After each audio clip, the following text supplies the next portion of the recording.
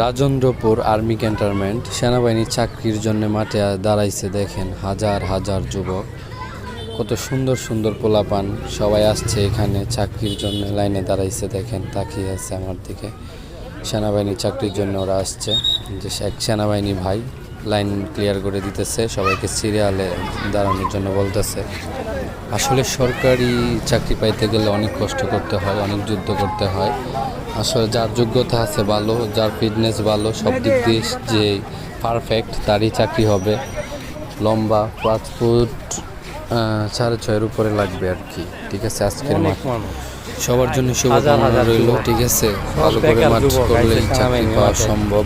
আসলে দুর্নীতি হয় না এখন, চাকরি পাইতে সহজে চাকরি পাওয়া যায়। মাঠে যাওয়ার প্রথম ধাপ অ্যাডমিট কার্ড নিয়ে ভিতরে প্রবেশ করবেন। প্রবেশ করার পরে অ্যাডমিট কার্ড চেক করে ভিতরে দেবে। আপনার হাইট যদি ভালো থাকে তাহলে ভিতরে ঢুকতে দিবে, আর যদি হাইট যদি না হয় প্রাথমিক পর্যায়ে মাপে তাহলে বের করে দিবে। তারপরে দ্বিতীয় ধাপ হলো ওজন। ওজন লাগবে আপনার 7 কেজির কম, 7 কেজির উপরে হলে হাইটের সাথে ওজন যদি না মিলে তাহলে আসলে চাকরি হবে না। হাইটের সাথে ওজন মিলতে হবে। ঠিক আছে।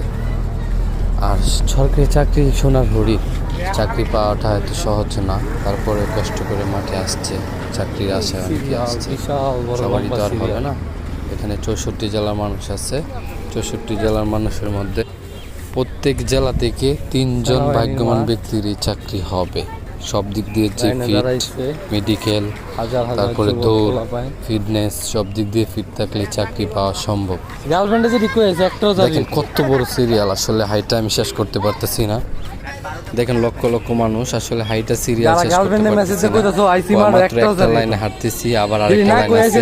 চাইলে আসলে আধা ঘন্টা লাগা ভিডিও করা যাবে। 64 জেলার মানুষ আসছে এখানে, অনেক মানুষ, হাজার হাজার মানুষ। দেখেন আসলে গার্জেন নিয়ে আসছে অনেকেই, এখানে অনেক দূর থেকে আসছে। কুষ্টিয়া, গোপালগঞ্জ, কিশোরগঞ্জ, রাজশাহী, মানে প্রত্যেকটা জেলা থেকে আসছে। নোয়াখালী, অনেকে অনেক জেলা থেকে আসছে। দেখেন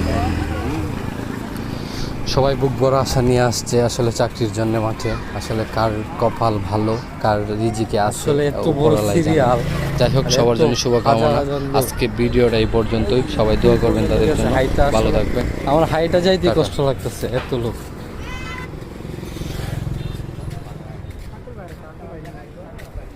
যারা বের হবে